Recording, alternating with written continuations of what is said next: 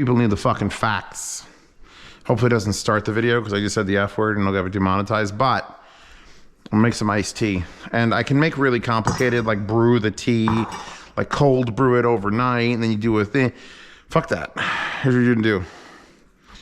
You're going to take some lemon juice and you're gonna squeeze it into a funnel, not a phone, a funnel. She'll understand. Pasta will get that joke. Pasta takes her funnel into the bathroom. I don't know why. And then I use 4C iced tea because Lipton is crap. 4C iced tea mix. And you should, for this particular half-gallon glass milk bottle, do 3, but I'm trying to cut down my sugars, so I'll like knock like half of that one out, so 2.5 of the tea mix, and then filtered water. See, then I don't have to mix it because I see the water is mixing it with the funnel. I only have one DHL package open, so I'm doing this in the meantime. Yeah, rinse out that funnel good. We've already got the lemon in there. If you want to be real boss about it,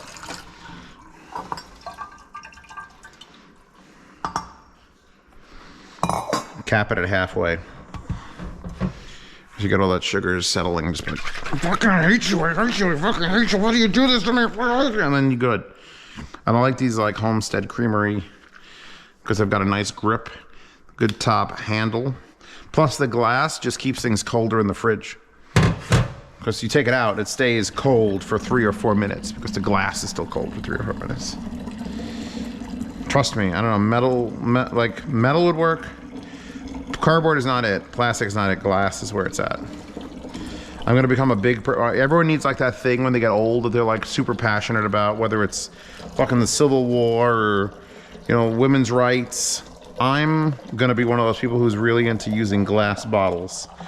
We gotta get away from this fucking newfangled plastic shit. And I actually do believe that. Did you know? Internet. Oh, I gotta put my lemon away. This is only tap cold. We gotta make it cold. That when Coca-Cola was selling Coca-Cola in glass bottles, they could reuse the glass bottles because you would. The reason there was a deposit on them is because you could bring them back and get your money, and then they would reuse the bottles 50 fucking times. Could you imagine how many plastic bottles wouldn't be in a fucking landfill? Wait. Print a test page on the 1000. I gotta do that in this unboxing now too.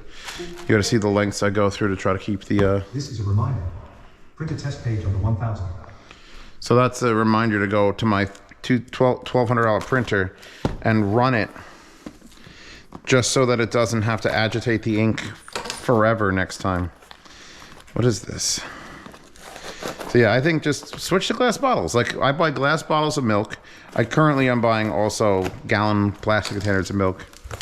Only because the glass bottles of milk are fucking, they charge me fucking $8 for one of those. $3 is a deposit on the bottle, which obviously you keep it for $3 and you use it for iced tea. But that means a half gallon of milk is $5 fucking dollars. That means I want a gallon, it's $10 of real money. Meanwhile, I can go to the German store and for $7 get a gallon of milk in a plastic container. The fudge is this? Hold on.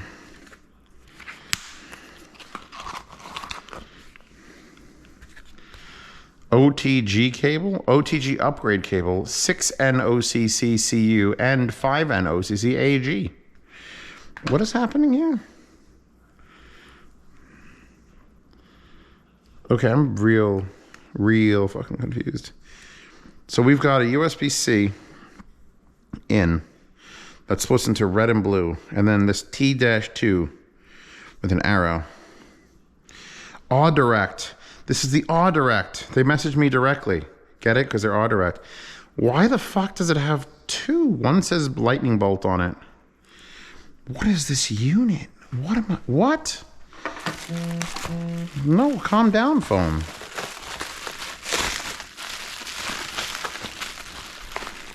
So Audirect, here, I actually have it. No, it's not in the drawer here. It's in the basement. Audirect has, I've had one unit that's an Audirect, and it's basically a little Bluetooth receiver.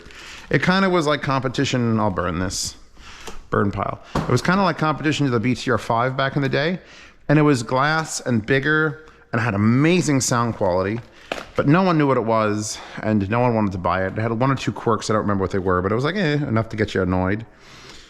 So when I saw an email from them, I'm like, they had a new thing, and I'm like, all right, I'm interested in this. No idea what that walking wire is. I try not to, all right, this is a bad reviewership. To make unboxings and my life more interesting, because obviously my life is boring as fuck, I try not to do research when someone says they want to send it to me. I'm just like, yeah, okay, do it. So that I could discover it here with you. We have a leather case. Gotta go print it. Okay, this is now... Okay, that explains why I was very confused and annoyed. Audirect feels like one of those companies that could be the next like Fosse of portable audio, but no one knows about it yet. And it's actually really soft. A little leather case with a hole in it. And either two holes here or not. I don't know what they're actually doing. So we've got this fucking balls deep weird cable. This is the Bluetooth adapter. This is the Atom 3. Can I open this without like cutting tape? Holy shit. It's like if DD Hi-Fi had a... Oh, so this is just like a DD Hi-Fi product. The USB-C to 3.5 millimeter. 44.1, 44 kilohertz, up to 384 kilohertz, 768 PCM, DSD native. This is some wild shit. But this is about the size of a great sound card in a phone. So they just put it into a nice aluminum case. It actually is really well built. I don't know if we're quite at DD Hi-Fi levels. The connector being plastic is probably the only negative. But that's cool. Put that down. Let's open up. We get also an Audirect bag. I like their name too. It's like audio, but Audirect. It's better than that other one that I really like, the combo DAC amp, which is like audio, like objectivity, but they put the word audio in it. They're doing some weird shit. This is an Audirect coaster that is very nice. Wow, that is really nice. I like how I'm using this brand new Daisy, which I haven't even turned on, as like a table. Because I have faith in it. It needs to feel weathered and used. And here it is, the Audirect Team 1. 5-volt 1 amp. ESS 9281 AC Pro. DSD, IPS power management, 5 hours, 5-hour battery. 5-hour battery is not impressive. Apple lossless. All right, despite the 5-hour battery, let's open this bitch up and see what we're looking at. 5 hours is honestly not bad. It wouldn't get you through a flight though. I assume everything portable, like there's an 8-hour minimum. So that's a docked point right there. This thing would have to sound fucking incredible to get over the 5-hour, like, whoopsie. The Atom is cute. Okay.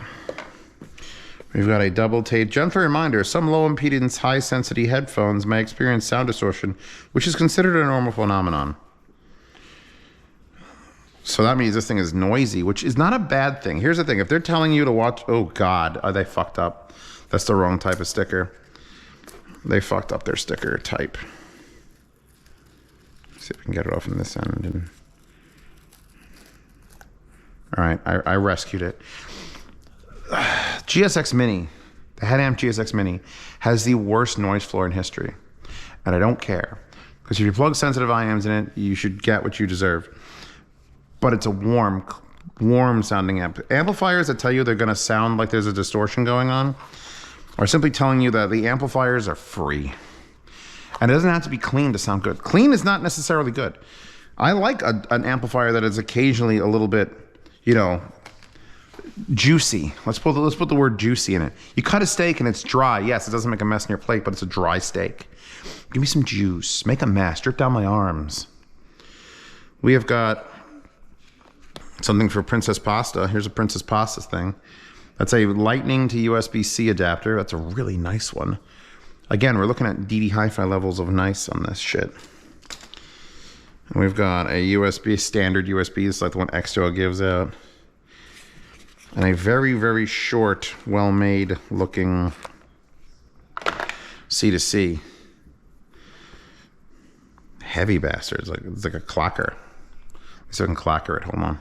I just took a nap on the grass with Mandy. I've never slept on the grass in my own house. The grass is dirty and it's the ground, so I don't consider it. So here is the unit. We got to open that up. So this, which has a little cover on the screen, which will peel off because I guess in there. Wait, what the fuck? Didn't I just do this? Did they accidentally put two? They accidentally put two. Okay. Interesting. It's got a little Aston Kernishness going where they put a random like shape just for fun. I'm okay if you put random shapes for fun. Don't interrupt me. Don't make it cost 10 times more because you put a shape. But it's nice. It's less boring with that. Buttons are also machined with like weird notches in them. Looks like we have power and then G. Plus, play, pause, minus. Nothing. 4.4 and 3.5. And then auxiliary in 3.5. Battery in and USB DAC in.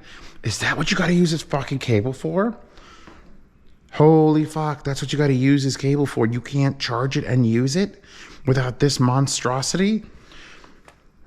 Okay, here at least this is getting interesting. I'm so bored when things are just working. So let's make it fucking complicated and broken. And then finally, if you want that to actually be a Bluetooth device, you need a completely separate module, which gives you positive, negative, play, pause, and power with the Bluetooth logo, a glass back for the receiver, another thing, a microphone, and there's your 3.5. So then you have to assemble it like this. And now you've got... I'm gonna make a prediction. I'm gonna fucking love this thing. It's too weird. So this wire is designed if you want to use this unit straight, I think. And then this would work, but then you can't use... Well, actually, no, wait, this goes this way. So you can actually use it, but if you had the Bluetooth module, you're gonna have a bad time. It doesn't quite fit. This is wild. There's your headphones out. This is a wild amount of shit. I'm so happy. I'm actually gonna test with this first. I'm just gonna give this a little gizzity go, because my new phone, my old phone, by the way, if you're ever in the like... What fucking mountain were we on? The Sasquatch Mountain? Anyway, I went camping, and this is my brand new phone. I took my brand new phone and my old Sony phone. Lost my old Sony phone. In an area of the woods where, like, signal will never get to it. Like, we were miles away from signal. Do I have a 3.5? Oh, we got to do print the test page. All right, hold on. We'll go in there. We'll do a thing. Let's have some of my iced tea from the previous glass. Morning, BB. She's happy.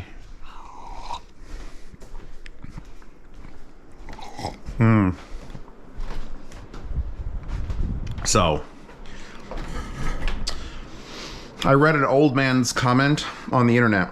He has one of these printers, and he says, even though this is not required because modern printers, blah, blah, blah, I'm going to still do it. So you know what? I'm going to still do it. And it's basically you print out this test page. Every week, you leave the printer on. You never turn the printer off. You go into the maintenance setting. Yep. Register as a regular 8.5 by 11. You go to maintenance. Ink is running low. You can update to the latest firmware. Hold on, I'm communicating. I wasn't intending on doing this. I was just going to print a test page and see how long it took to do it. The latest server on the server. Do you want to update? All right. Takes time. Do not turn off device. Fuck it. I'm updating this, and then I'm going to print out one of these test pages. As you can see, I've been doing it pretty religiously. And this just makes sure, because I don't use this massive murder printer every week, and I was in Munich, and the ink, see all these 12 boxes? It's 12 cartridges. That cost me $700 to have a brand new set sitting over there. So I got the printer for $1,000. Then it was on sale. It was $1,000. It was on sale to 900, and then I used like my Amazon dollars, and I got off like $700. Paid the same amount for the extra replacement ink. So I need to figure out a way to make money on this printer. Like, it could be just a hobby. Like, printing is just a hobby. Like anything else is just a hobby. But I'm not used to having my hobby cost me money. So if I want to print, like you don't understand how, like, I didn't think it was possible. I didn't think quality like this was possible on paper, other than an artist. This is like, it's Canon, and it's like, it's fucking absurd.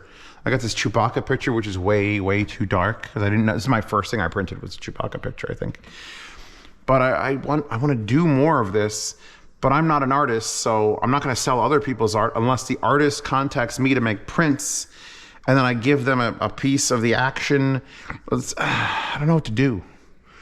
Headphones, I just yell about them on the internet and I get paid, or somehow it gets through the internet and people support me. How do I make money with this printer? Oh, this is gonna take a while, isn't it? All right, everybody. This is gonna take a while.